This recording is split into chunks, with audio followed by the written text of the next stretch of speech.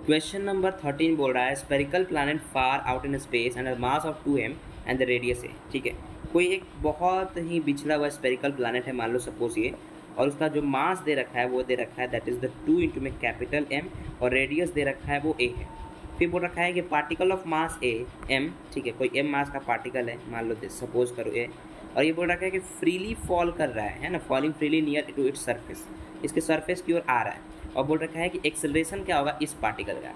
ठीक है, हम लोग जानते हैं किसी भी प्लैनेट के लिए जो एक्सेलरेशन होता है, अगर मान लो इस बड़े वाले प्लैनेट का हमको एक्सेलरेशन पता करना है, यानी कि एक्सेलरेशन यानी तो क्या, ग्रेविटी पता करनी है, यानी छोटे वाले पार्टिकल के लिए इस पर ग्रेविटी पता करेंगे, तो जो इसके लिए ग्रेविटी होगी वो छोटे वाले मास पे डिपेंड नहीं करेगी, है ना। कोई भी पार्टिकल जो है बड़े वाले मास पे गिर रहा है, उस बात का डिपेंडेंसी छोटे वाले मास नहीं करेगा।